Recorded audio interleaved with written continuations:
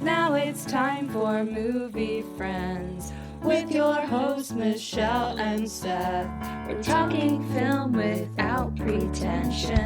We're finding cats that are unexpected. We'll watch a movie, film, or schmovie, and we want you to join our journey. So subscribe and share this podcast, or this might just be the last of the Movie Friends. We're movie friends. We want to be your movie friends.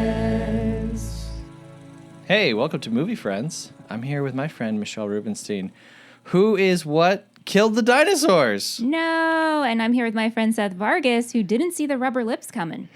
Hey, listen, if you're listening to this and we sound different, that's because we are.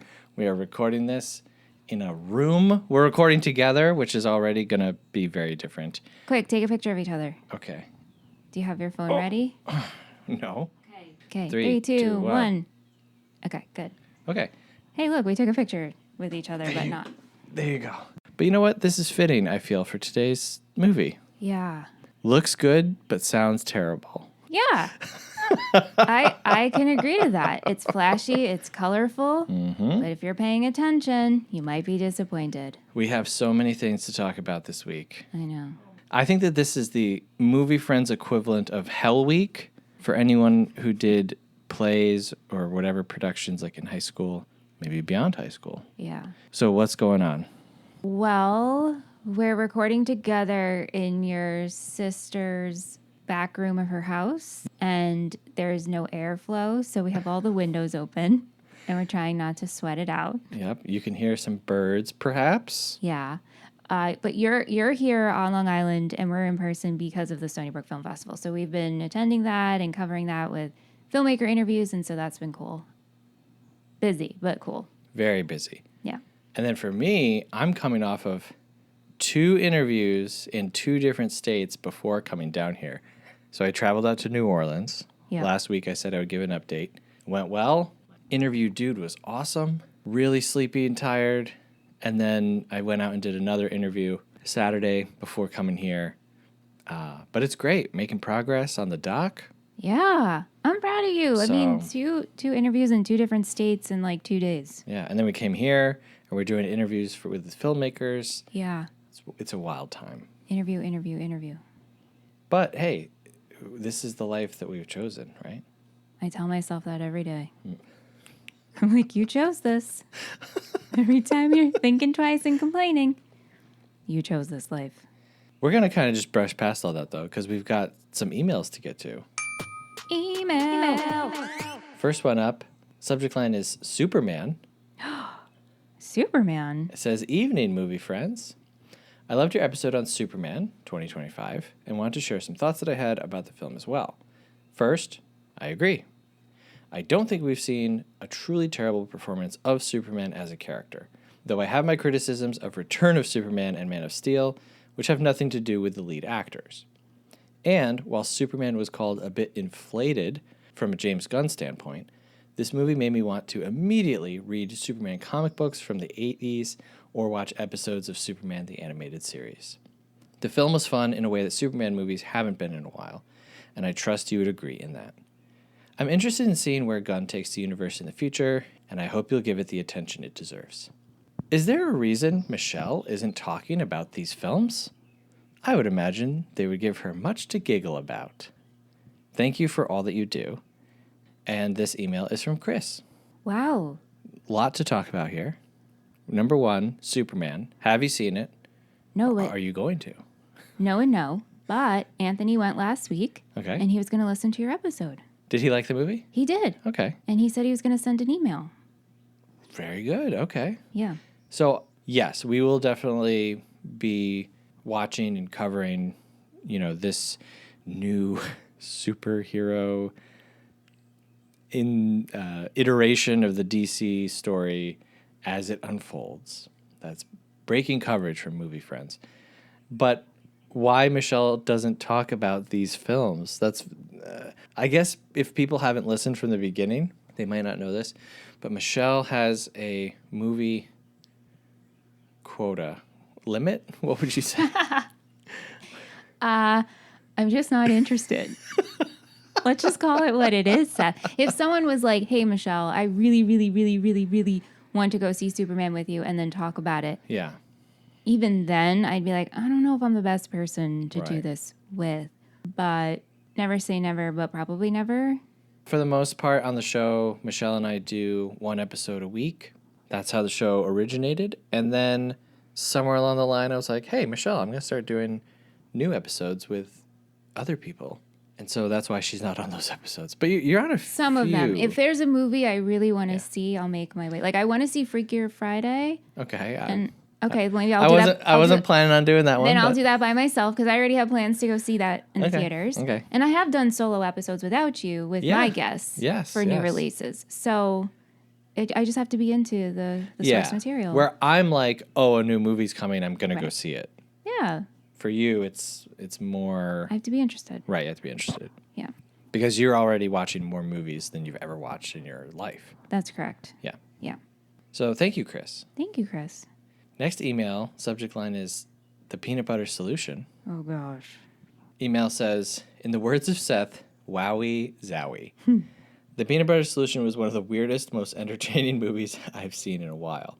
Besides the icky stuff with Connie using the solution down under, and the creepy art teacher asking the girl if she wanted to get in the van, this movie was a big, weird, funny mess of a schmovie. One time, when I was a young teenager, I was rollerblading at my church's parking lot while my dad and another musician were setting up a new sound system. A creepy, strange, older man in a pickup truck pulled into the parking lot and asked if I wanted to take a ride with him. I rushed into the church and told my dad. He wasn't the greatest listener, and he was so absorbed in what he was doing that he responded something along the lines of, "Oh, don't worry about it, it's fine. Go back outside and play."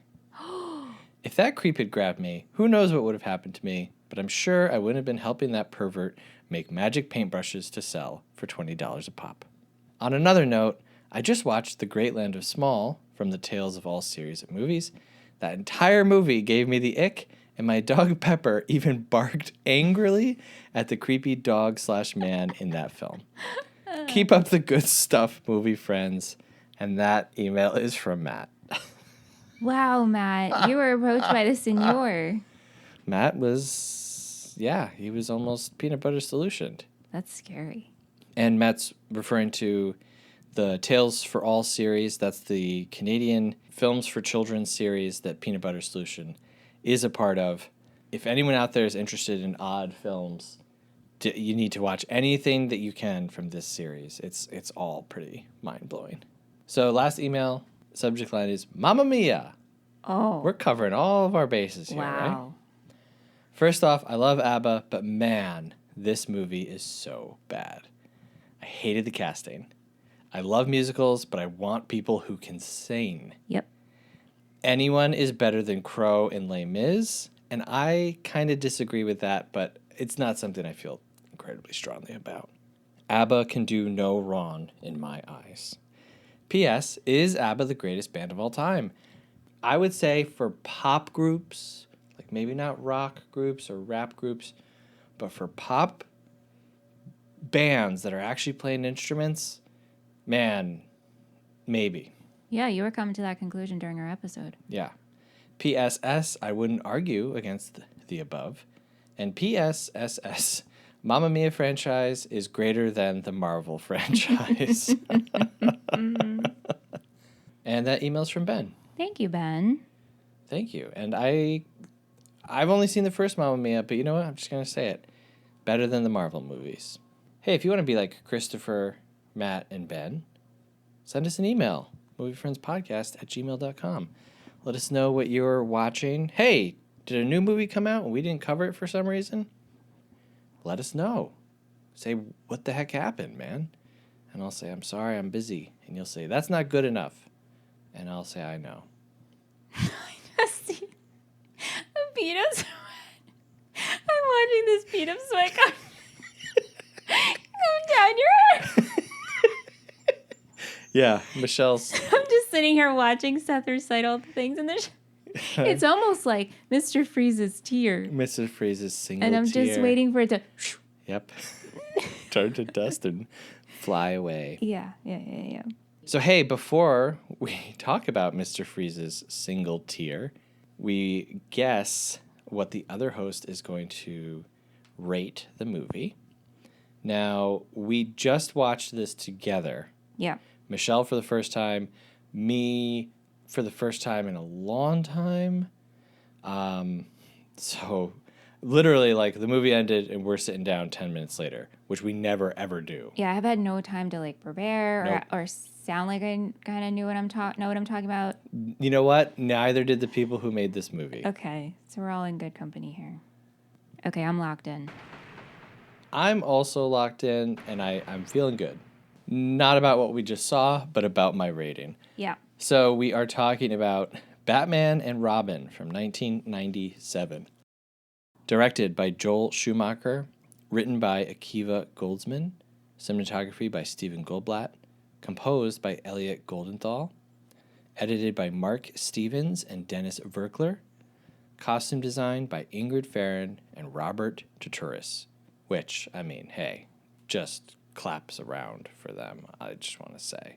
Not everybody, but the costume design. Claps around. Starring George Clooney, kind of, Chris O'Donnell, Alicia Silverstone, Arnold Schwarzenegger, Uma Thurman, and Michael Gough. Michelle, why don't you warm up your freeze ray and read us our summary? Sure. Gotham City. Sometime in the late 1990s. Alfred is sick.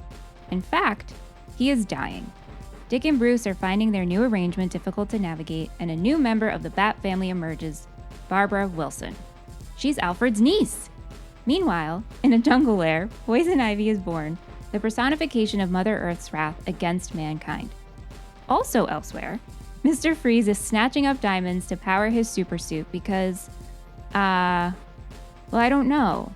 Anyway, Bane is here, Coolio is here, we've got bat nipples and puns galore, which can only mean one thing, Batman and Robin. Oh my God. Well, listen, folks. This is the end of So Bad It's Good Lie. This movie was patron voted, and before everybody leaps up with your ice guns to attack us, I just want to say I don't hate this movie. I can't speak for Michelle. Yeah, I mean, I feel like I'm in a dream right now where I just had to absorb something super quickly and now I have to talk about it super quickly. Uh-huh. So whether this stays with me or not, we'll see as time moves on. Sure. But I wouldn't say I hate this movie. We watched it together and I don't think at any point you heard me audibly scream or be like super annoyed. Yeah. So that's a good thing. Yeah. How I approach this movie is that this is Rocky Horror Picture Show with a $125 million budget. Yeah. This is Frankenstein with the same budget. It's a combination of all of these really campy things that we enjoy and appreciate. The Batman TV show from the 60s, right? The Adam West. This is so much going back to that very silly. I mean, you know, people always talk about the Batman shark repellent from that TV show. Well, in this, we have little Batman video recorder things that are only used at specific times. We've got bat heaters. He brings bat heaters. There's a bat bomb.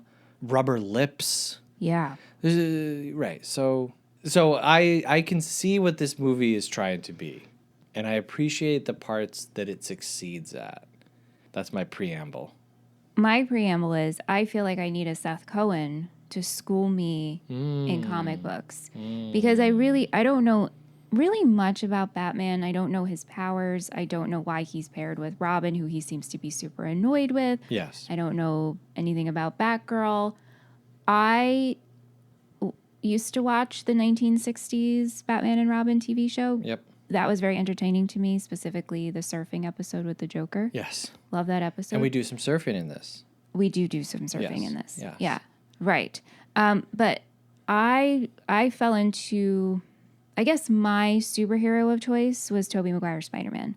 Okay. And I was so obsessed with the first movie. I think I saw it in theaters 4 times. Wow. And I took my aunt with me. I was kind of in love with Tobey Maguire. Okay, sure. And so... As we all were. Oh, gosh. And so anyway, that became my thing. And then I was obsessed with the video game for PlayStation. Great game. So fun. But then it stopped there. I saw the first Iron Man in theaters. I saw Fantastic Four in theaters. I went with a group of people. Sure. That's what you do. That's what you do. That's what you do, but not my thing. Spider-Man, I was like, yes. But then it Yes. stopped there. Yes. Because I know there's been so many other Spider-Mans to come. There have been many Spider-Men. Spider-Man. Yes. Yes. But to me, in my heart, it's Tobey Maguire.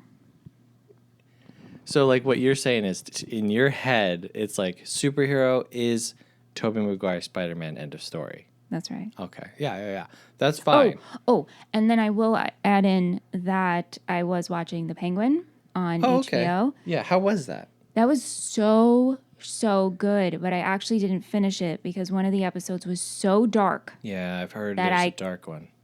I was like, wow, I'm not in the right headspace Yeah. to continue on, but it was really well done. And I was very interested in that villain. Yeah. From what I understand, the Penguin TV show, it's like not super Gotham lore heavy. Right. Right. And then, your dude, Ben McKenzie, Yeah, played I know. Gordon Yeah. on Gotham. Did you watch any of that? No, never I even think checked you it should. out. I think you should at least watch like the first one because it's fun to see. For those of you who do not know, Ben McKenzie is an actor who starred as Ryan Atwood on Michelle's favorite TV show, The OC.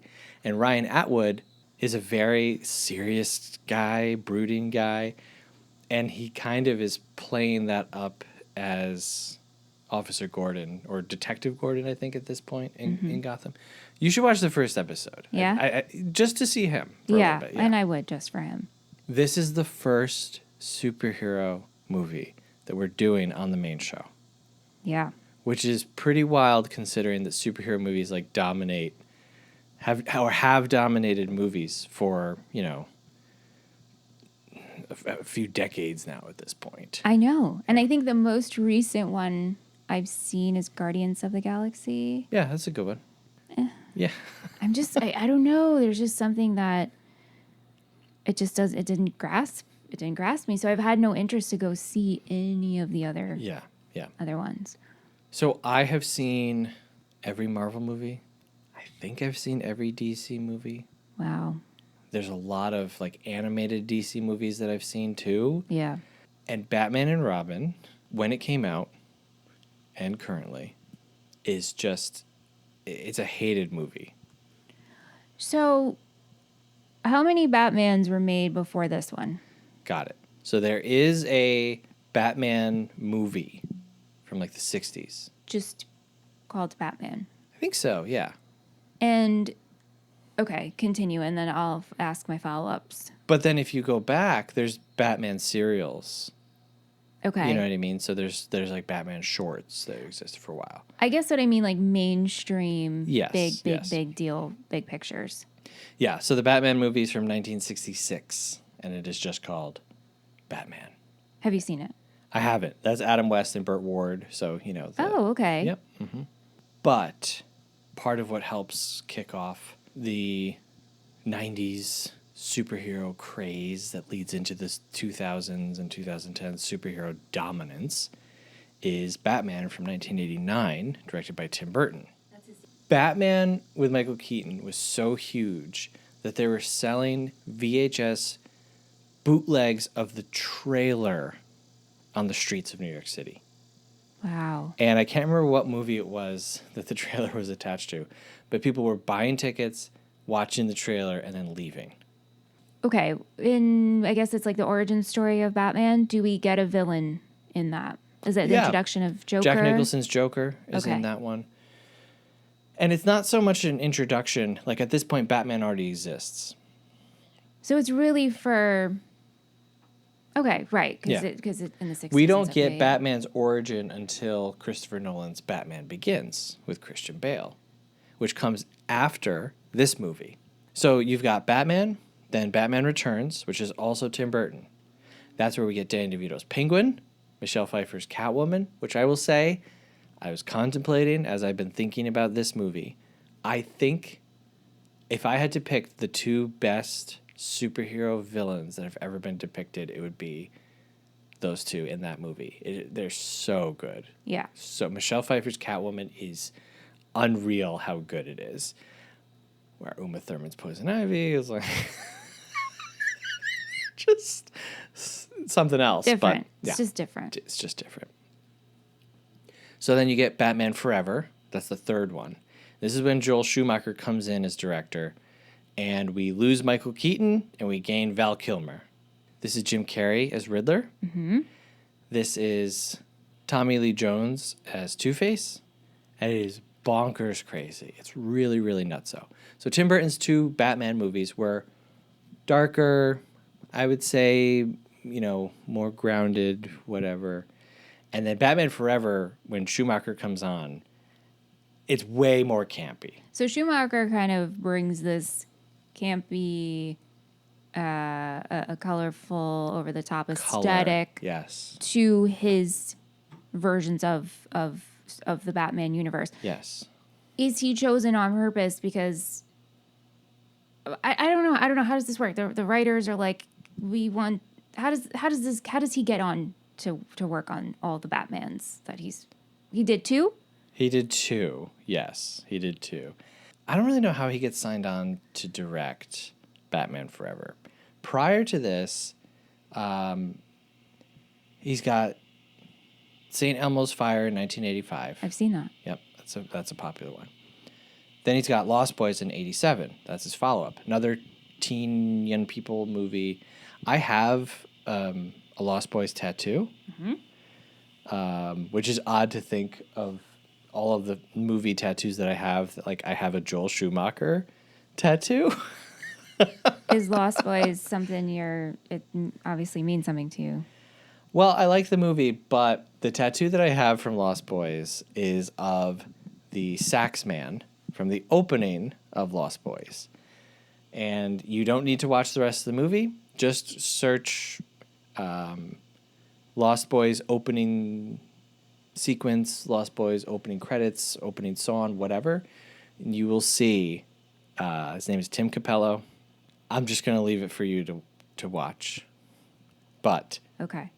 I mostly have that because of that moment, not the rest of the film. All right. So I should watch it and then have follow-ups. And like I said, you don't need to watch the whole movie. He never comes back. No. I'm saying I'm going to watch the opening. Yeah. Okay, Seth got this tattoo. And then I'm going to come to you and be like, why? Yes. Yeah. Or it'll make sense just by watching. I'll get it. You'll get it. Oh, okay. You'll understand. Okay, got it. You'll be like, you know what? No need to ask. No notes. No notes, No questions. notes. No notes. No questions. Okay. Then he does a movie called Cousins. He does Flatliners, Dying Young, Falling Down with Michael Douglas, which is a very tense, I don't even know if it's a thriller. Then he does The Client, John Grisham movie, and then Batman Forever.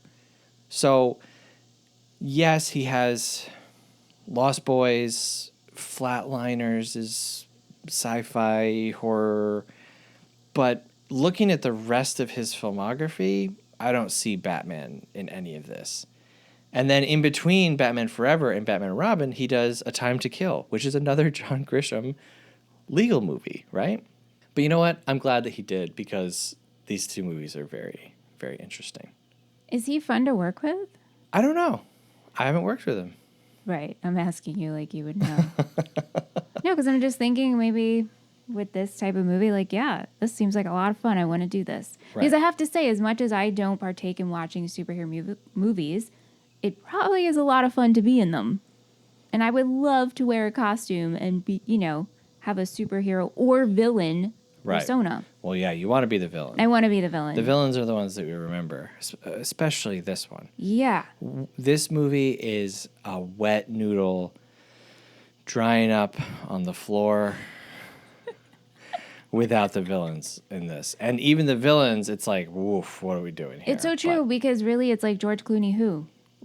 George Clooney who? So if you want to start going through some characters. Yeah, sure, let's do it. George Clooney is Bruce Wayne. He has one great. I think him and Alfred do actually have one very good scene. when Bruce is at Alfred's bed and they're talking about dying, and he says there's no, shame in dying, or there's no defeat in death, or whatever. Doing the right thing is defending what's right while you're alive, right? So it's not... I thought that was all really good, and I thought both of them acted it really well. Other than that, though, you could put anyone else in this movie. Anyone. I don't care who. Put in Jason Alexander. Put Jason Alexander in this. Oh, Jason. And not that Jason Alexander's a bad... He would be Penguin. Well, I'm just saying, not that he's a bad actor. Actually, I think Jason Alexander's a good actor. He is a good actor. But I'm saying, what is not, Clooney bringing to this role of Batman? His face. Just his good looks. That's it. Which is such a shame. Yeah, he doesn't add anything to it. And then that leads me to, I don't really know Batman. Maybe this is how Bruce Wayne is. He's just kind of he seems really lame. Batman was my least favorite in this movie. The character. I would say Robin is my least favorite. Well, Robin, I wanted to flick between the eyes, right? Yes. but you literally said that. I did say that. Someone needs to flick this guy between the eyes. I don't. I guess with Bruce and Batman in this, it's just kind of nothing, but it's at a 0. Where with Robin, it's below the line. I'm annoyed at Robin in this, and I like Chris O'Donnell. I don't have a problem with Chris O'Donnell generally. Don't you think this should just be called Bat Family? That's the kind of funny thing about the titling of this. Schumacher does Batman Forever, which is the 3rd movie. And in the 3rd movie, Robin is introduced. So you would think that movie would be called Batman and Robin. Then this movie is the 4th movie, but it's called Batman and Robin, and it introduces Batgirl. So it's they're one step behind people being introduced each movie. So had there been another one, maybe that one would have been called The Bat Family. Or that's lame, right? Something better. Something better. But it's also lame to screw up the title. Maybe this title should have been Batman Forever. Right. Because it's the 4th movie. And also we now have Batgirl joining yes. the Bat Family. We need a bigger Batcave. Uh-huh. We're going to need a bigger Batcave. Like I said, I normally like Chris O'Donnell. I normally like George Clooney. I normally like Alicia Silverstone. My God. Yeah. Uma Thurman. Schwarzenegger. Yeah. Schwarzenegger too. I mean, look, he's been in his fair share of duddy kind of, but he exudes charisma and excitement and interest, and even just, filming him next to normal sized people has a little bit of excitement to it, because at the very base level, you're big guy. Yeah. Right? Right. So I'm putting all of the blame of this movie on the writing. All of it. 100%. This is not Chris O'Donnell's fault. Is Batman Forever written the same way? Is it just pun after pun after pun? It's not as bad. It's not as bad as this. It's not that good. Different writer? Same writer. Same writer, same director. Yep. But this one's just turned up a notch. Everything's turned up a notch. All right, well. And so it's written by Akiva Goldsman. He has written A Beautiful Mind. Michelle just gave me the biggest. Michelle almost just, with her face, Michelle just went, Now, mind you, I've actually never seen that movie. Yeah. But. It's an Oscar-winning film. Right. Yeah. And everybody who has seen it has loved it. Yeah. So we are capable. Well, if you ask me, no, because I don't think A Beautiful Mind is a good movie. But, I was about to say, but the proof is in the pudding. And I was like, wait, that doesn't make any sense. You're in Batman and Robin mode? I'm in Mr. Freeze mode, where it's I'm just going to say stuff and hope that it maybe makes sense in context. But he wrote I Am Legend. He wrote The Da Vinci Code, Practical Magic, I, Robot, A Time to Kill. Whoa. Cinderella Man, The Client. He wrote the Lost in Space reboot movie, which was not good. But what I will say is that Akiva Goldsman at least knows how to write Hollywood films that make money and or win awards. And so this has to be a choice. Him and Schumacher have to be This is definitely a choice. We are leaning so far into the corny Batman. So maybe that is it. We're just going to make a cheesy, campy, over-the-top, fun superhero movie, and y'all are down, right? Like our whole Right. cast is You into have it. to say, and you have to ask the audience to be down, and they weren't. And quite frankly, like I said, I'm really not. But I think you have to have your head so far up your butt to not be able to acknowledge what they're doing and to just say this movie sucks. Yeah. But don't you also just feel like as I was watching, I'm like, oh, this just feels like I'm watching a live action animated TV show. Yeah. So there's that. And then like all superhero movies honestly feel this way to me, minus the pun language. Right. So a lot of the things that people have a problem with this movie and that I had to kind of like let go of as I was watching it are the really convenient plot points, or like I said, like some of the bat inventions, or it wouldn't really work out that way. But then you have to stop and be like, it wouldn't work out that way in any superhero movie. Right. These are all Right. fantastical. And if you, just because Christopher Nolan is able to quote unquote ground Batman and do it in a way that quote unquote makes sense, no. You have to give that up, because now all you're doing is you are like protecting your mind from admitting that you like kid stuff, because this is kid stuff. Superhero. Listen to what I'm saying, listeners. It is okay to like superhero movies. In fact, it might be healthy for you to regularly entertain yourself with silly stuff, Yeah. right? Yeah. But you have to admit that it's very silly. And if this movie, if Batman and Robin feels like the furthest thing to you from, Avengers Infinity War, because one takes itself seriously and the other doesn't, you are in for a rude awakening. So all these all these Batman movies that come out. The Bat movie. Look, it's called the Batmobile. It's called the Batcave. Right. The Bat card. You can say the Bat movie. Okay, all of the Bat movies that come out are, and actually this can go with even the Superman movie. Is this just like the same story just told again? Yeah. So, I mean, a lot of times, the thing is Even like, Spider-Man too. yeah, comics have decades Yeah. of source material to pull Right. from. Literally decades and decades. So when they make Spider-Man and they're retreading the same stories over and over, it's like, guys, just crack open whatever Spider-Man was doing in like fall of 1987. And you know what? It's probably some good stuff. Okay?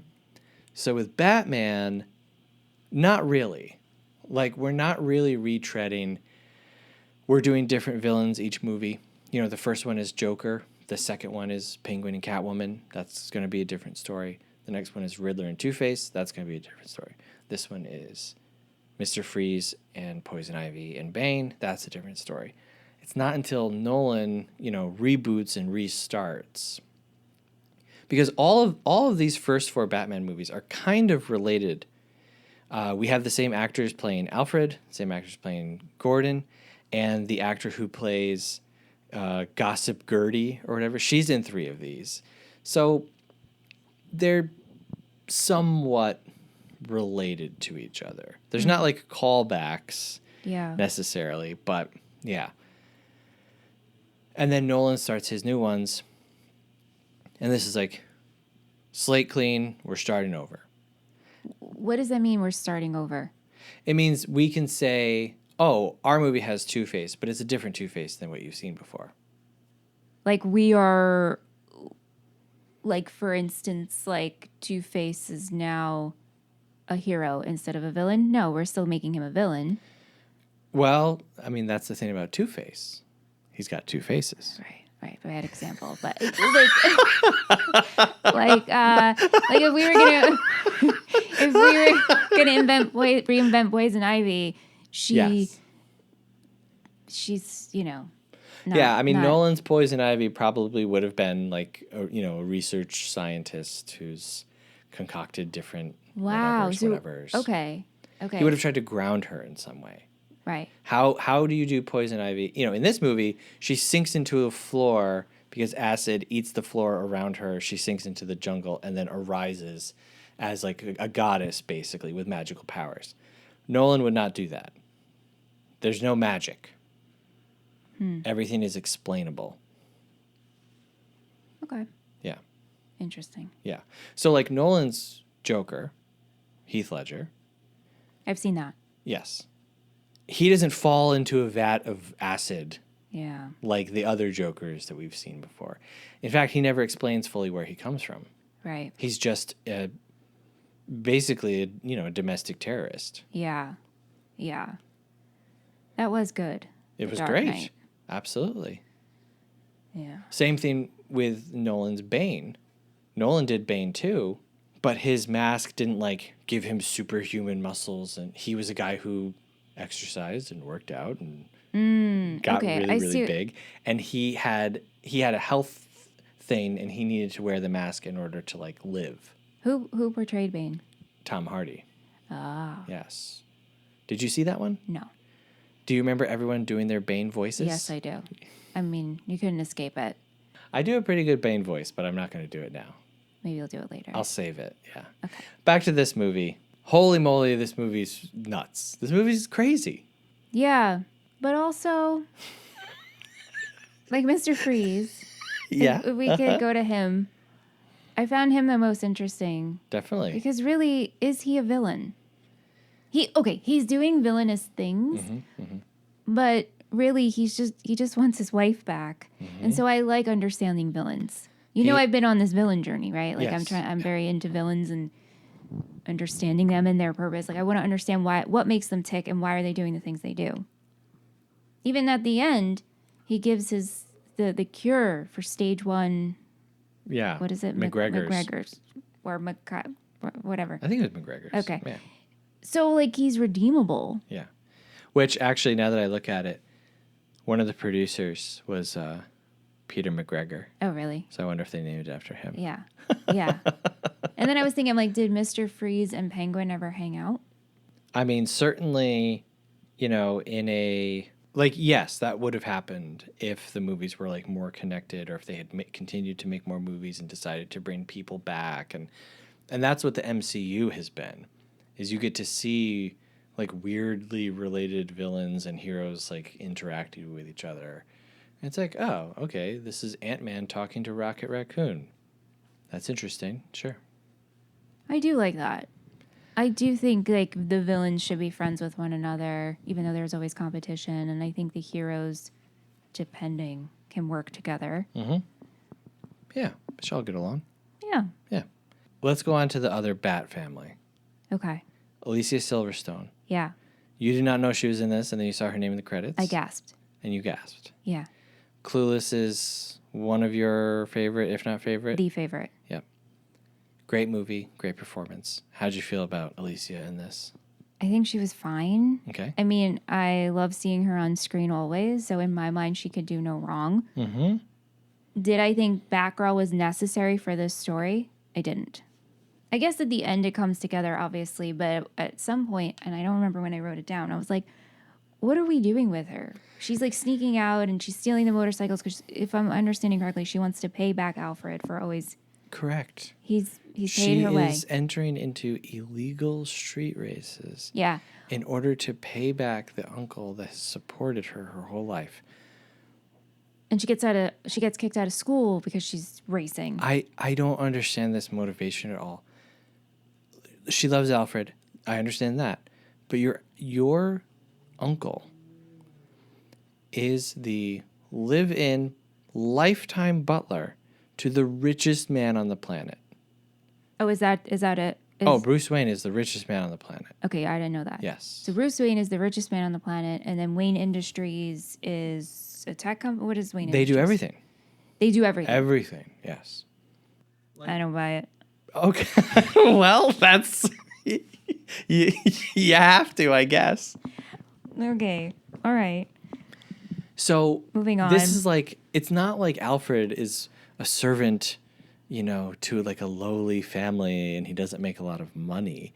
If Alfred wants to take his money and support his niece, like it's such a weird motivation to me to give to her. You asked, like, is she necessary? I've never thought of it that way. There's this fan theory, which I don't like fan theories. Really? Oh, God. Don't get me started. In superhero? In anything. Anything. In anything. You don't like any fan theories. You don't like people having fun. You don't like people using their imagination. Oh my God. Just like Senor. Yeah, you are just like Senor. I don't like fan theories because people put stock into them. Like if you could say like, hey, isn't this fun? And everyone just said, this is fun. This means nothing. We can all agree this means nothing. Then that would be fine. But fan theories start to like come alongside the real story. And I reject that. Anyway, there's a fan theory about Raiders of the Lost Ark, which maybe we talked about when we covered that movie. That basically shows like Indiana Jones has no actual effect on the plot of the movie. Like every time he goes to do something, he's kind of thwarted. And the Nazis' goal is to get the Ark of the Covenant, and they end up getting it. And then they get it, they open it, and then all their faces melt. Right. And like so it like him thwarting them, like nothing means anything basically. And that's kind of like Batgirl in this movie now that you mention it. Because, yes, she comes in and says Alfred's sick, but Bruce already knew that Alfred was sick. And then she intercepts the disc that Alfred wanted to send to his brother. So she learns about Batman and becomes Batgirl. But then it's like, did they need her in the final fight? Like, maybe they just wrote some parts in because she was there. Like, Robin is just kind of swimming in a pool instead of fighting Poison Ivy, which doesn't make any sense anyway. And then in the end, Alfred is saved not because of her efforts, but because of Bruce's.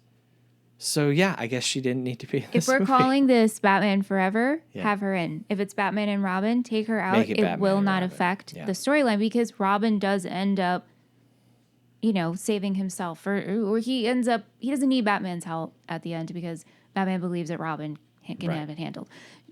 So, and then they could have all put their fists in at the end and be like, go team. Right. You're accepted. I trust you. Batman. Bad Robin. Like, I don't know how to ship them, but yeah. Robin man. Robin. That doesn't work. I'll say this. I think that Alicia Silverstone is doing just as well as anyone else. Exactly. With the material. Exactly. With the setting. Yep. With the costumes. Right. Not to knock against the costumes, because I think that this movie's biggest strength is how it looks. Yeah, agreed. Yeah. I mean, we paused it a few times in the jungle laboratory, and we were commenting on just the high level of detail in every single frame. Again, I think you have to be so crazy. Yeah. To not acknowledge the work that went into this. And to not acknowledge that for what they're going for, it looks great. Yes. Again, put Rocky Horror into your mind. Yep. Imagine that Uma Thurman is doing Frankenfurter throughout this movie. And you know what? It kind of becomes a little good. Yeah. Yeah. And yeah, take John Glover as that crazy scientist. And like you said, imagine this is a cartoon come to life. It works. Well, he kind of looks like a cartoon come to life, right? He does. Yeah. Alfred, Michael Gough. I don't know if I'm not saying that. It's probably Michael Gough or Gough. How did you feel about Alfred in this movie? I liked him. I thought he did a good job. Maybe one of the best jobs. Can I say, legally, can I say this? I don't know. Alfred, MVP of this movie? Yes. It's so crazy you say that because as I was watching, I'm like, man, I want to do MVP and shittiest for this episode because he's my MVP. Yeah. Yeah. Like, it's tough because... That's his character, though, right? Well, Schwarzenegger, I think, is like... He's got some high highs. And even Uma Thurman, I think, is doing a lot. But as far as just like a pure character, he's communicating what he needs to. You feel for him. You're interested in him. You know, when he says to Batman, he's like, my only regret is not being able to like go out there with you. I was like, oh my God, Alfred. Yeah. Okay, on to the big ones. Uma Thurman, Dr. Pamela Isley. Oh, it's probably pronounced Eiley. That's Poison Ivy. Probably. Pamela Eiley, Poison Ivy. Okay. All right. I see it now. How did you feel about her? So she works with the scientist, or are they Yep. sharing space together? I think they kind of work together. It might be a co-op space. Okay, so I like what she's into. The plants, Yep. botanical, those are important. And then she becomes Poison Ivy. She was very entertaining, but like Uma's just in and out of accents and Yes. dialects and just trying all the things. She's trying every accent you can.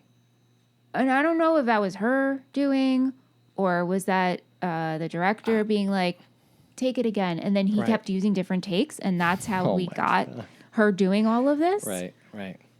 But I think her look was really good. And I love her eye makeup and her costuming was great. She's very over the top. She's very over the top. I think that she's having a good time. I hope she's having a good Yeah. time. Yeah. Yeah. She's doing Katharine Hepburn at some points. She's doing like Barbara Stanwyck at some points. She's doing Southern Yeah. at some points. And sometimes she'll do like a full sentence in one voice and then turn around and it's a whole new accent. And it's like, wow. Right. What was the wow. direction here? Or is it just do whatever you want? So that's a little thing to get used to. It's odd. Yeah. And I agree with her. Like she brings Bruce a plan. Why did she have to wear a wig? Well, imagine if she showed up like Poison Ivy to the press conference. But Poison Ivy is the dress. It's the gloves that have red nails on them. Yeah, some so then you reason. have to be in disguise. Well, I guess what I'm saying is like she could have dressed one way And left just her hair. left her because her hair is just red. It's like fiery red. Yeah, but it's not like if someone walks up to you with fiery red hair and says, "Here's my plan for Wayne Enterprises to, basically go like carbon neutral, right? Whatever her plan is." It's not like they're going to be like, arrest that woman. She has red hair. Because at this point, no one knows who Poison Ivy even is. She could have just worn it back in a ponytail. Right. Yeah. But it is my favorite shot. And I did the thing where I like leaned over to you and I was like, this is my favorite moment, which is her and Bane are in the car. She's putting on this wig. We go to all the effort of having a wig box. She puts it on, and then we cut to Bane in the driver's seat, and he is wearing like a trench coat and a fedora to kind of like blend in. That's my favorite thing. Like I can appreciate the campiness, the silliness of that so much. Like In I love other that. versions, do Poison Ivy and Bane, are they always paired together? I don't know. I don't think so. But they were in this movie created together. In this, yeah, and like Bane's origin story in this is so crazy different from in the comics. In the comics, Bane is a dude who is like, he's a prisoner in a prison. He's a genius. Like he's supposed to be just as smart as Batman. That's Bane's whole thing, is that he's like more physically fit than Batman, but also just as intelligent as him. And Bane's like prison that he's in floods every day, and he has to like swim to the top and like breathe out of like a tiny little air hole at the top of his cell. And then like, so he like lives in hell, Bane, contrasted with Bruce Wayne, who lives in Gotham City and all the money in the world and all. So like their two trainings are extremely different and opposite of each other. So then that leads me to the question of why did we put Bane and Poison Ivy together? Just for funsies? Right. Yes. This whole movie is just for It is funsies. just for funsies. This whole movie. Barbara Wilson in this movie, she's not Barbara Wilson. She's Barbara Gordon, and she's actually Commissioner Gordon's daughter, and there's a whole story with her, and they take one part of that where it's like, hey, she knows computers, and that's it. they just, so with Bane, they're like, he's a big guy who wears a mask, and that's it. And he doesn't really speak. They make him completely non-intelligent. But he takes direction. I think he is intelligent. Yeah. He knows who the queen is in this scenario, and it is not him. Right. So Right. But yeah, Uma, I love it and I hate it, I guess I'll say. Yeah. I really love parts of it. I really hate parts of it. Uma, I'm just going to say you don't need to ask before kissing someone if you're going to kill them. You know? You just do it. She's like getting consent right and left here. That is true. She's like, their lips are like touching. You know what I mean? Like if one of them sneezed, the other would breathe it in. Yeah. And she's like, can I kiss you?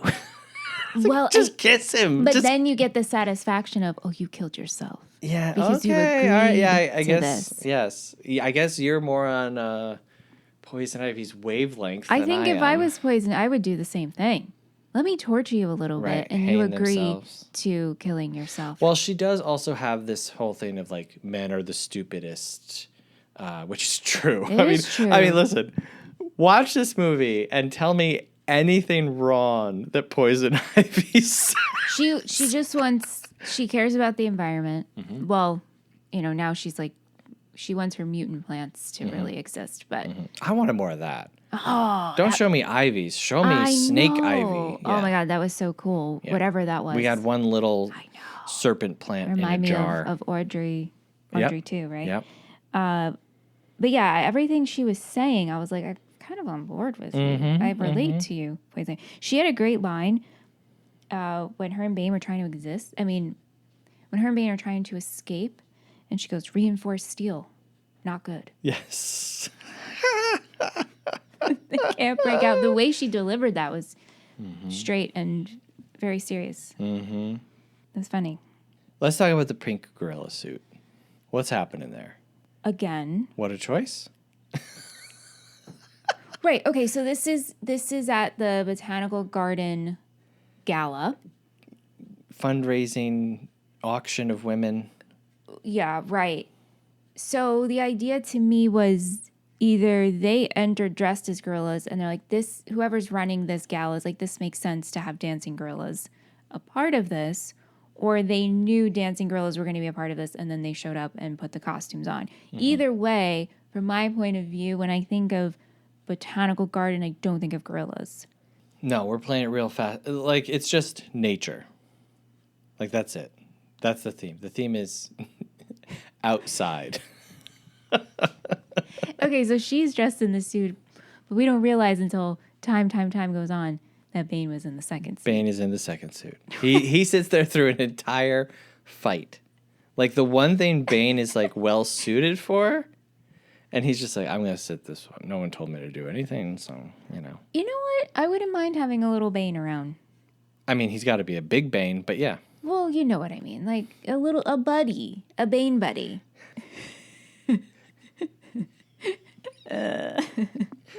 A friend, a Bane, there's just no way around it. Mm-hmm. Yeah. I think I know what you mean. I think I know what you mean. Yeah. Mm-hmm. You have a partner in crime. Right. Literally. Yes. A criminal friend. I just want to go back for a second to Alfred. Dick at one point Who says... Who is Dick? Dick Grayson. Who? Robin. I didn't know that. Yeah. There are many Robins, by the way. I don't know if you know that. What do you mean? There's multiple Robins in the comics because they start as children and then grow up. One died. Yeah. Well, whatever. This is not the Robin, Let's School Michelle Tim podcast. Drake, Dick Grayson. So Dick Grayson is the adult Robin? Also... No, it's weird that they have Chris O'Donnell playing Robin should be a kid. Do you want me to go off on this tangent? I could do my own research. You're about to like pop off your chair, so I don't know if this is a trigger for you. I literally just almost jumped out of my seat. Robin is supposed to be a kid because Bruce Wayne's parents died when he is a kid. Dick Grayson's parents die when he is a kid. And so Bruce Wayne takes this other orphan under his wing and tries to like train him and protect him in the same way that he has protected himself and his own inner child, and he's trying to do that with another person. So it being Chris O'Donnell, who's like 10 years younger than George Clooney, It doesn't make any sense. The whole dynamic, the point of the whole thing, it doesn't make sense. How'd they come up with Robin? You'd have to go back. The name. Oh, I have no idea. That's going back to like the 30s. And saying Under Your Wing. I see what you did there. Yeah. It was good. Okay, caught up on Robin. But it would be like if you made Charlie and the Chocolate Factory and Charlie was 30 years old. No.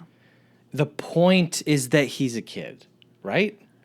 Wow. Like it's a fundamental part of the story is that he is a child.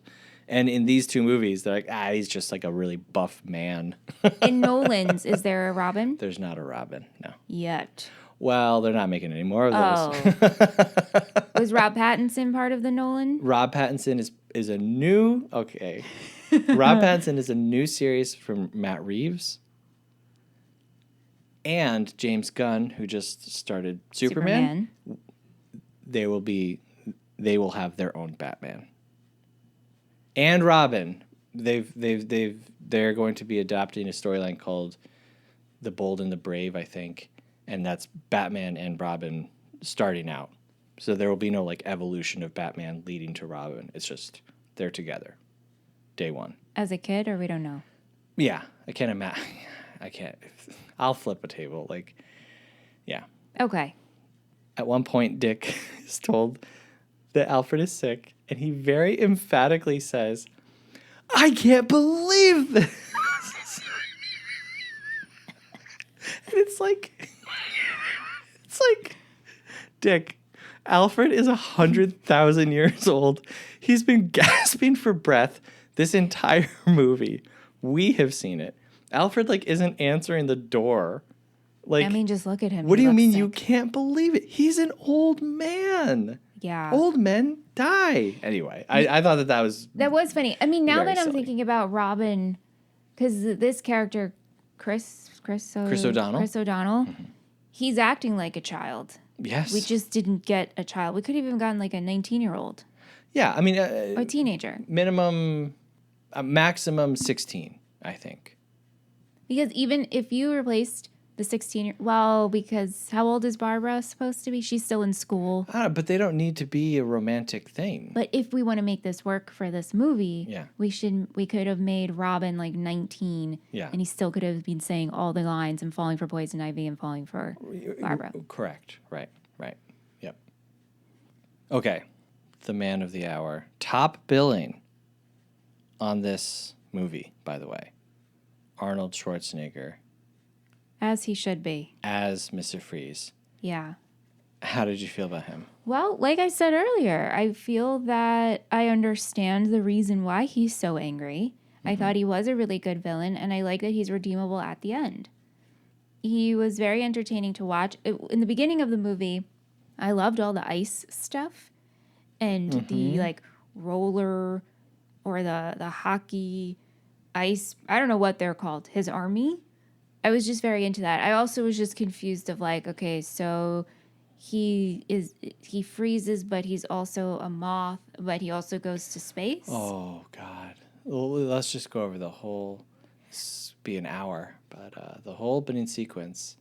I'm kind of in love with the opening sequence. You're thrown right into it, so I'll give it that. Yep. Quick note. I think it's important to preface everything we're about to say about Schwarzenegger.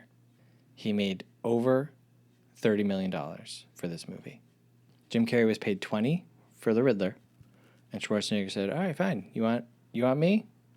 Sure. Pay me more than you paid Ace Ventura." Do you know how much George got? I don't know, $5. Okay.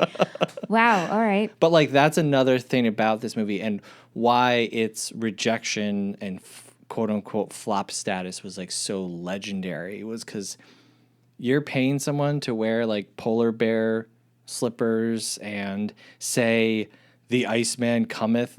It's really absurd when you think about it. Opening sequence, the part no one can get over is the butt shots, the suit, the suiting up of it all, and the bat nipples. Now you watch this. What did you think of the bat nipples? And if it bothered you, don't be I won't freak out on you. But what did you think? I'm ever filtered around you. No, I'm just saying. To be honest with you, I didn't even notice the nipples. I noticed the butt because we showed it twice. It was like close-up shot in the beginning, and I was like, ooh, butt stuff, you know? But as far as the nipples go, I took no notice. I don't either. Of course I see them. It's not like I have bat nipple blindness. Say that 10 times fast. It just doesn't, I don't care. What do I care? I mean, out of all the they have things, fake abs. right? You know what I mean? And like out of all the things to be annoyed at with this movie, Well, the nipples. right. Do people have a problem with the butt? People have a problem with the whole thing. Yeah, of course. Yeah. All right. So we're going on record and saying, movie friends, we don't mind. We support the nip. We don't. We support the bat nips. But then, Alicia Silverstone's costume, Well, I noticed that. none. Right, but I mean, she's like. Well, you got to have room.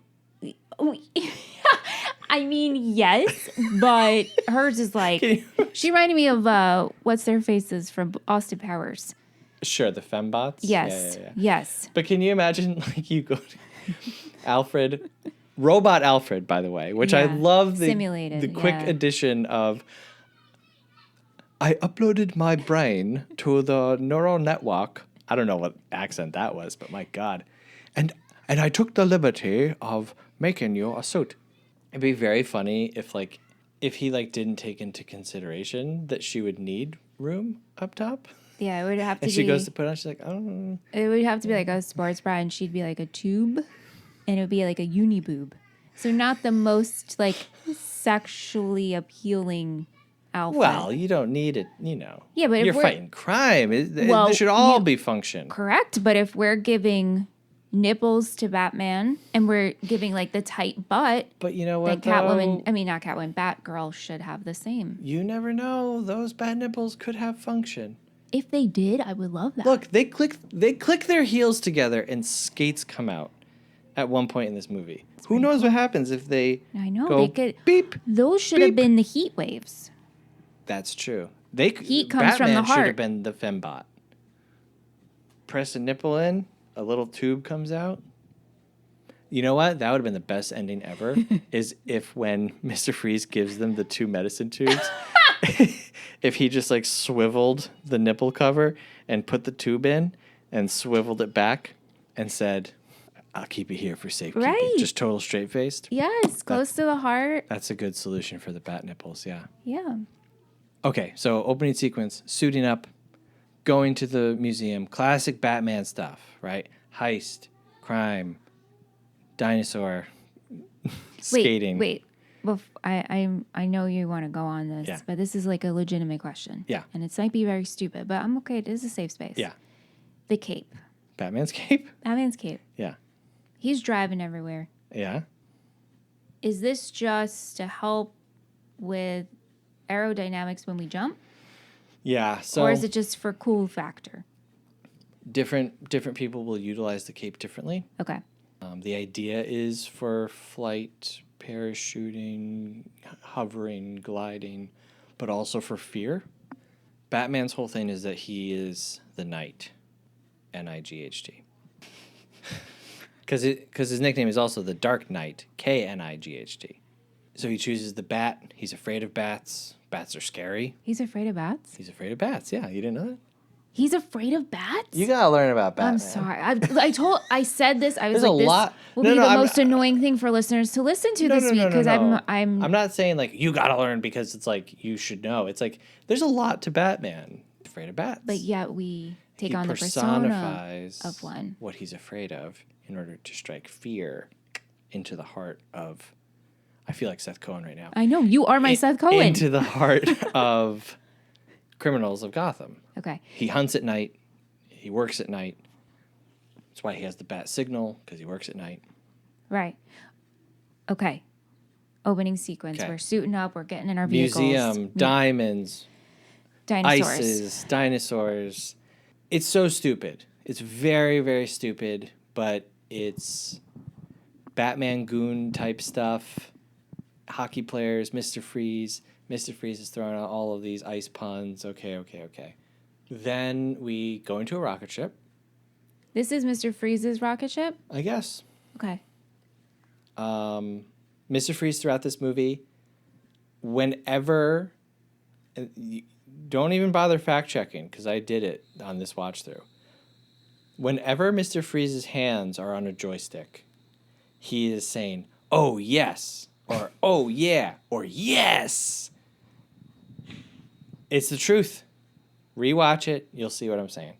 So Mr. Freeze is like operating this rocket ship with just 2 little joysticks, and he's like, "Oh yeah." Batman and Robin stowaway. It's just the acceleration of like heist to rocket ship, and then Mr. Freeze jumps out of the rocket, and this is my second favorite image of the movie. Butterfly wings just pop out. He's got little goggles on. Yes. And he's just like, he's concentrating. Like the look on his face is like dedication, concentration, and he is sailing down into Gotham City. Is this an attribute of Mr. Freeze in this movie, or is this part of who he is as a... I do not believe Mr. Freeze's butterfly wings ever make an appearance again. I think that this is unique to this movie. And it's because they just keep upping the ante. And I can kind of appreciate, if I look back and view it like just structurally, without any of the, applied acting and execution, being like, we're going to kick this movie off with like a crazy heist that's going to end up with an exploding rocket and Batman and Robin surfing on nothing, by the way. Just air surfing down into Gotham. Yeah. I can appreciate that. Yeah. And then just when you think it's over, it's not, because then Robin gets frozen. Yeah. And so it's just like thing after thing after thing. It's nuts. Yeah, the wings definitely is the only thing that feels misplaced, but it's also actually my favorite thing too. Mm-hmm. So that's weird to balance that idea. How'd you feel about him and his wife? Well, right. And so he's doing all of this because he just needs funding to continue the research for his wife who has, what is it? Why can't I remember McGregor's? Stage 4? I guess. And so she's frozen. Mm-hmm. And so he just needs to figure out how to cure it, how to cure the stage she's at. Mm-hmm. And so it's like he has all of these limitations because of his own condition. So I know in my summary I was like, he steals diamonds for some reason. But then it's like, does he really need to power the suit? Because when he's in Arkham, he doesn't have the suit powered. He's just under a cold beam, I think they call it. And then when he's at home in the abandoned ice cream factory, which, who is paying these utility bills? Wow. If you've got an abandoned ice cream factory that is kept at like sub-zero temperatures at all times, that's going to cost an arm and a leg, just going to say. But he's not wearing the suit at home. So it's like, do you really need the suit? Right. Or are you just kind of making that up? And like, why diamonds? Aren't diamonds called ice? Yeah. Wow. So at the start of the show, I said this movie's greatest strength is how it looks, production design, all that. I think all that stuff is great. Lighting design in this is really great. It's over the top, but okay, fine. Movies can be that sometimes. I love Mr. Freeze's suit. Some of the head stuff, maybe not so much. But as far as a functional suit that you can wear and walk around in, I think it looks pretty awesome. And I also like cool. His like very glittery, painted. His eye color, everything. Yeah. And then he opens his mouth. I think this movie would be so much more fun and so much easier to swallow if it was an hour and a half. Yeah. Well, we could trim it. We could definitely trim it. God bless you, an hour 20. Take out the motorcycle. Yep. That went on for too long. Chase scene, riding, take all of that stuff out. You know what? Just make Barbara steal from Bruce. She doesn't know he's Batman at that point. Hey, Dick catches her stealing silverware. And she says, look, I'm selling this. Mm-hmm. She says, look, I'm selling this to help pay back Alfred. And who cares about Bruce Wayne? He's got the money. Wow, I just saved this movie $20 million and us 20 minutes of our life back, right? Yeah. Because the Mr. Freeze stuff, it wears on and it goes on. And it's like, this is absurd. And like, at first I think it's funny, and then by the end it's like, I'm done. Mm-hmm. That's how I feel. I don't know how you feel. No, yeah, I agree. So we get to the end, and Mr. Freeze thinks that his wife is dead, so now he's like really evil, I guess. How dare you, Batman? Right. So he freezes the whole city. We freeze a peeing dog. Okay. Yep. I've become more in tune to the idea of having pet actors on set because and this really stems from And Just Like That, which is the Sex and the City, Yes. reboot. Revival. With reboot? 3 seasons. 3 seasons, in the 3rd season. Anyway, Yeah. they had a scene with rats, and it was a whole thing because the rats have rights, and it took forever, and whatever. So I say this all to say, like, you spent money on a dog actor, and you had to hope that that dog performed, lifting its leg to pee on a fire hydrant. It wasn't necessary. I get it's adding a life layer to the streets of Gotham, Yeah. but, like, what, to me, at that point, you're just like, yep, we need a dog. Let's hire a dog actor. We actually have to cast this dog. Right. Another thing that had we come to the conclusion. Now, you and I watched this together, Yeah. and at one point we hit pause. I think I was grabbing another slice of pizza. You were grabbing some veggies, if I recall. That's correct. There was 41 minutes of this movie left, and it felt in that moment that the next scene was the final conflict, Yeah. and it wasn't. No. So it's like if we got there earlier, I think freezing people, freezing a dog, I'd be like, ha ha ha ha. But as it is, I'm like, oh my God, come on. And you know what? I don't know that I'm alone in this because whenever anyone talks about this movie, no one talks about the ending. Everybody talks about the stuff that's in the first half of the movie. I think the people just like check out of this, even the people who like it. Yeah. Yeah. So Mr. Freeze freezes the whole city, and they redirect the satellites and this and that, big fights. Now there are 2 scientists who get frozen. They then get unfrozen, and as a telescope is swinging their way, one of them yells out, "It's one of those days!" Kind of exactly like how I just said it. That's exactly how it said. And I think that it might be the worst thing I've ever seen in a movie. Or the best. Or the best. Or the best. I just threw my hands up in the air. Like Right. This was something that could have been cut. This was not necessary. We casted these 2 scientists. Here's the line for you. absolutely nuts. Just one of those days. So, of course, the Bat family prevail, and they get the cure for Alfred because, even though there's no shame in death, someone can't actually die, right? Well, if you can save someone at stage 1. Sure. Batman says he's going to transfer Mr. Freeze and his wife to Arkham so they can continue his research. And then we get Mr. Freeze appearing in Poison Ivy's cell, and he's like, "I'm going to make your life a living hell." And it's like, oh, this is kind of crazy. But okay. Yeah, but she's the one who, told him that Batman killed his I wife. know. It's kind of weird to be like, hey, we're going to end this movie that had 2 villains, but really only one of the villains is going to kind of get what they deserve, and it's going to be the woman, and I'm not going to fully say that. But it's just it felt weird to me. Yeah. Okay. So this movie was made for $125 million, which is a lot of money, but I'm not going to lie, that sounds about right for what we see on the screen. Every inch of this thing is dripping with money and production design. And then you consider 30 million of that is for Arnold, forget about it. Oh my God. Now actually I'm impressed that they did it with this budget. Right. Goes on to make 238 at the box office. Still considered a really big disappointment because the huge budget and Arnold's payday and the hugeness of it all.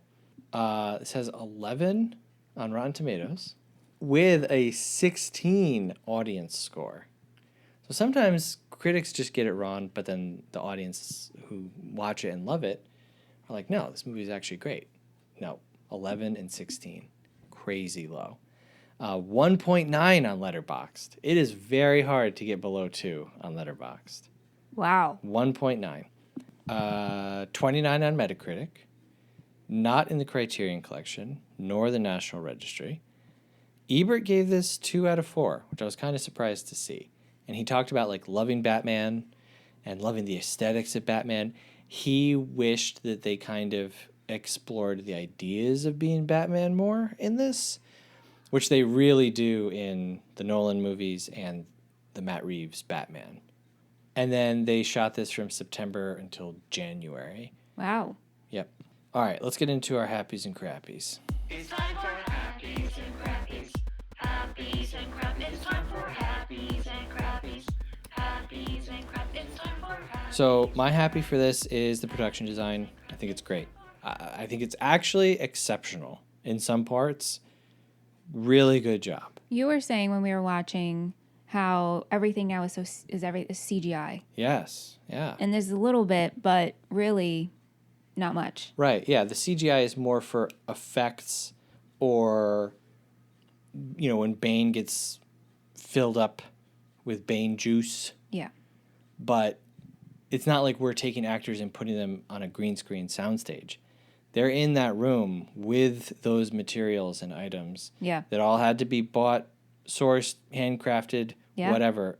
To me, that's impressive. Yeah. My crappy is the dialogue and the runtime. Yeah. This dialogue is horrible.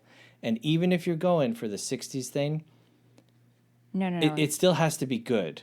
Yeah. Yeah. Yeah. And the runtime sucks. Yeah. My happy is Mr. Freeze. Okay. Just everything about him and that he was redeemable at the end. My crappy is Batman. Wow. Did nothing for me. In his own movie. Yeah. So we asked some friends online what they thought. Over on Twitter, Arthur, Free Palestine, watermelon emoji, red triangle emoji, at Arthur_Ant18 Hello. says, sure, this is seen as a bad movie, but I get sincerely silly fun out of its campy and horny ride, even while it's dealing with clumsy filler like Robin's pheromone-induced jealousy. I even appreciate how much genuinely moving tragedy this uses to carry out Mr. Freeze's backstory. Britt Chavez, at Britt Chavez, Hi, Brett. says, me and my now husband's first Halloween together. And then she posted a photo. This is my favorite Batman movie. So silly, hilarious one-liners, and you get to stare at a very handsome Clooney. Do you think we'll get a Batman and Robin remake? Hashtag cool party. And then she shared this photo. Wow. And that is her as Poison Ivy. Yeah, and Her now husband as Mr. Freeze. he looks great. Yeah. Awesome. Love it. That's so fun. Cool party. Chill. Kat Yastramansky at Kat_Chinetti Oh, hi, friend. says, a camp masterpiece with an impeccable vibe. Perfect for having on a TV at a party for ambiance. And Kat, Yes, Kat. I think that you have hit the nail on the head for the appropriate viewing of Batman and Robin with the sound off at a party. Cosmo, at Hey Cosmo, Oh, hey, Cosmo. says, I am not ready for this episode. Oh, no. I'm sorry, Cosmo. I'm sorry if we broke your heart. Sorry, Cosmo. Josie, at the_other_JB_, Oh, hi, Josie. says, this one is actually just so good it's good. Honest mistake, though. And then in response to her, can I kick it? At It's Your Boy Krista says, nipple Batman for life. Over on Instagram, Muse Chick says, oh my God, back then I loved it. I loved George Clooney. He had a deep voice. Thanks, Vic. Good friend Felicia at Half Black Goth says, the only Batman film that matters, and I stand by that statement. Felicia has the best hot takes. Dan at fan_named_Dan says, worst Batman movie. Clooney isn't a great Batman. Somehow, Mr. Freeze is a highlight. Yes. Wow, I'm glad people spoke up. Well, This is the most popular. We got more responses for this than the rest of the month combined, I think. Yep. Turns out when you cover movies that people have seen, Go figure. they respond to Go them. figure. Well, hey, thank you. Thanks, friends. So there's some people that we do know. Now we go to a segment of the show where we hear from people that we don't know. It's called Half Star, 3 Star, 5 Star.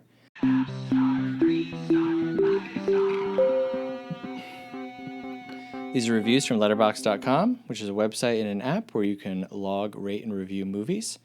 We start with the lowest rating that you can give a film, which is a half star. We go all the way up to the highest rating that you can give a film, which is a 5 star.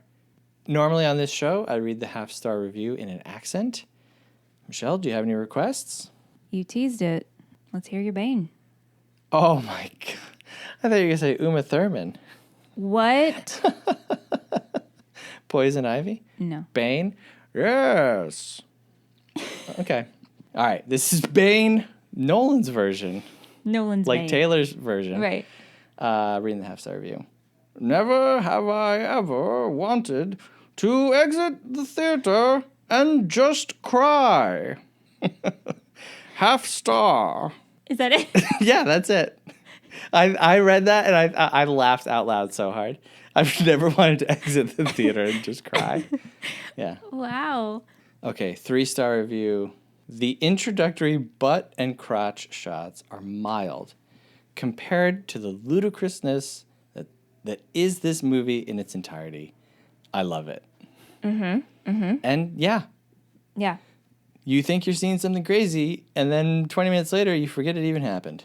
5-star review says, the happiest I've been watching a movie in so long. A fully realized childhood dream with more than enough rapturous spectacle and emotional sophistication for me to fall in love with it as an adult. Everything I could have wanted is here. I'm so happy for this person. And that's why I read this one, because you know what? Wow. I still had fun watching this. Towards the end, I was like, please, God, let this end. But I'm not miserable. And Not like I said, miserable. I don't hate this. No. All right, so we rate a movie as a schmovie, a movie, or a film. We rate it 1 through 5 stars, and we give our final thoughts and recommendations. We both won last week, so why don't you go first? Okay. All right, so for you, for Batman and Robin, I wrote down a 2-star schmovie. Oh, my original. Okay. My gut of guts says 2.5 movie.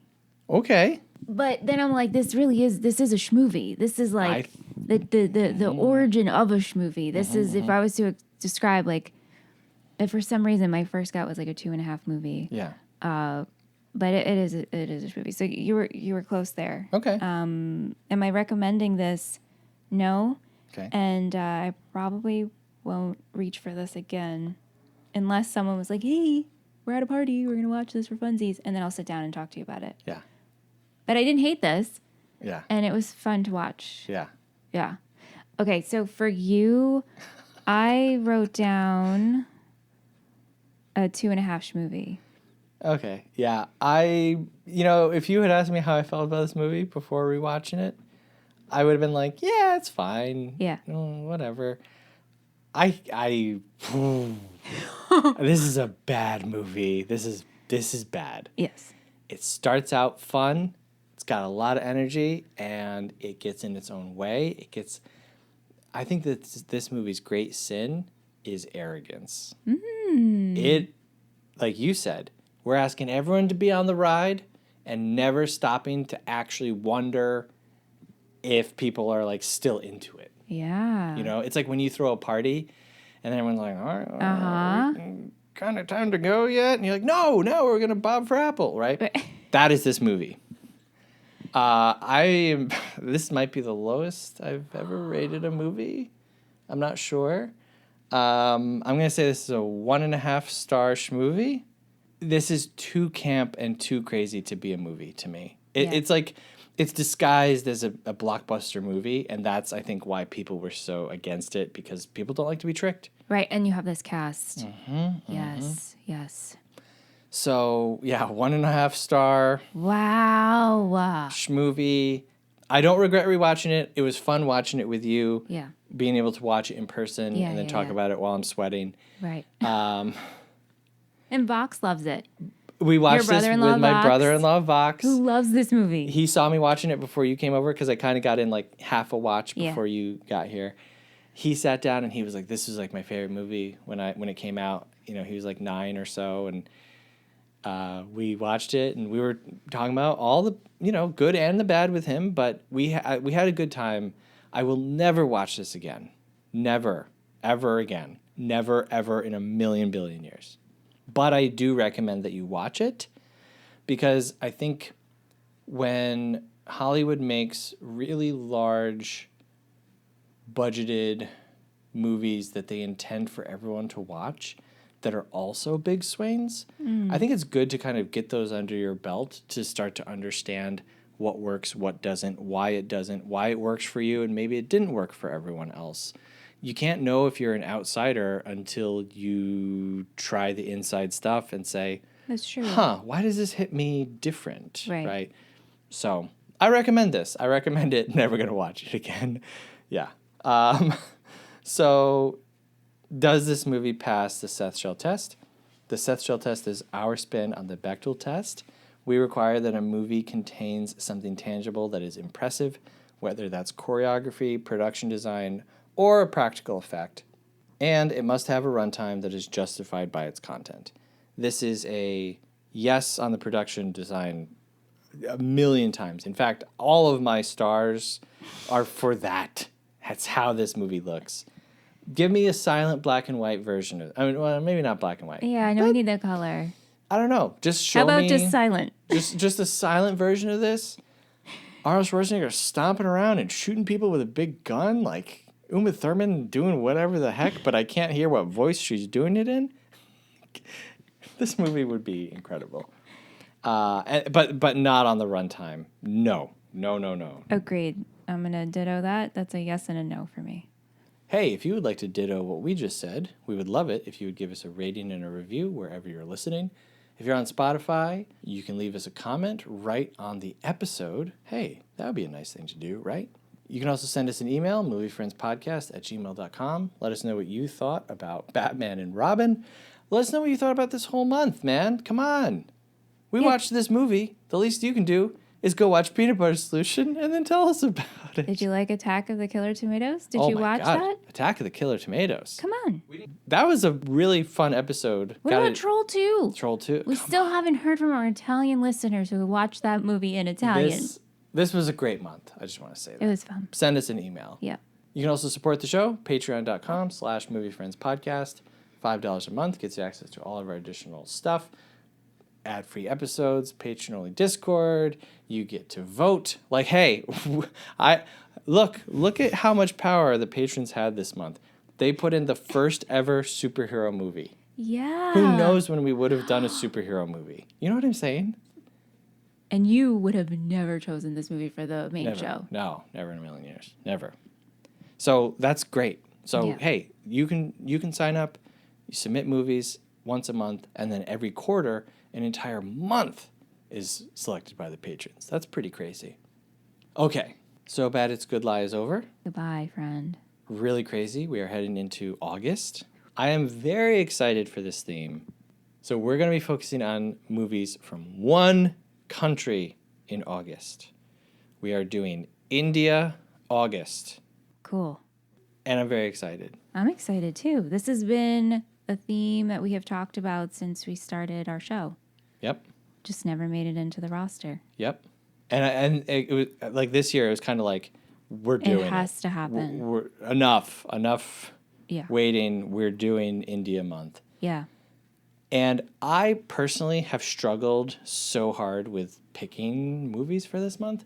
India, obviously, is a country of 1 billion people. Mm-hmm. They have a thriving film industry with massive movie stars. Movie stars that are bigger than our movie stars. Yeah. Because they have twice the amount of people. Right. So they have people over there that we've never heard of who are bigger than Tom Cruise and bigger than Tom Hanks and bigger than any other Tom Arnold, you know? All the time. Who is the Indian Tom Arnold? You know what I'm saying? But anyway, to reduce like an entire country's films into 1 month. It's almost like it's so daunting, but I didn't want that to stop us from doing it. And so I was like, how can we do this? Do we do just Bollywood? Do we do just Hollywood? Do we do like pre-1970s and we don't do any musical? There's so many. We could just cover this director Satyajit Ray. Even if we did 4 of his movies, we wouldn't even scratch the surface of just his filmography, right? And so This is really overwhelming, Seth. I'm starting to get anxious. I know. Well, I'm starting to sweat. This is how I felt for like 2 years. And so you know what though? I finally landed on we're doing the hits. Oh. We're doing the popular ones that people have heard of, that are available to watch for the most part. And I'm not going to feel bad about it. And that's kind of how we're advertising it. Okay. Yes, we're not doing deep cuts and we're not doing ones that people have never heard of. And we're not doing... So this is kind of like India, popular India month. So, having said that, we're starting out with huge movie from a few years back. We're going to talk about RRR, directed by S.S. Rajamouli, from 2022. This is on Netflix, and like a lot of movies from India, this is 3 hours long. Split into 2 acts. But yeah, this was huge. Like in the States, this was huge when this came out. Was this on Action Month's roster? Mm-hmm. Yeah, okay, because I'm like, I remember this title. Mm-hmm. Yep. And it's a war action adventure movie? Here's what I will say. Clear eyes. You are not Full heart. quoting Friday Night Lights right now. Can't lose. Beautiful movie. Fun movie. Musical movie. So, yeah. All right. Well, hey. Thanks, Michelle. Thanks, Seth. Thanks, patrons. We made it. We made it. We did it. Yes. No more bad movies ever on the show. That's a lie. Yeah, that's a lie. That's a total lie. In fact, if anything, we were really... Yeah, we'd only we do gotta more bad. More of these, more actually. Bad movies. Yeah. Well, hey, thank you very much for listening. And remember, folks, this is why Superman works alone. Till next week when we're talking about RRR. Thank you very much for listening. Have a good one. Movie Friends is produced by Seth Vargas and Michelle Rubenstein. Theme music by Jean Marie Vargas. Visit us at our website, moviefriendspodcast.com, and please subscribe and rate our show wherever you are listening. You can support Movie Friends at patreon.com/moviefriendspodcast. Thanks for listening.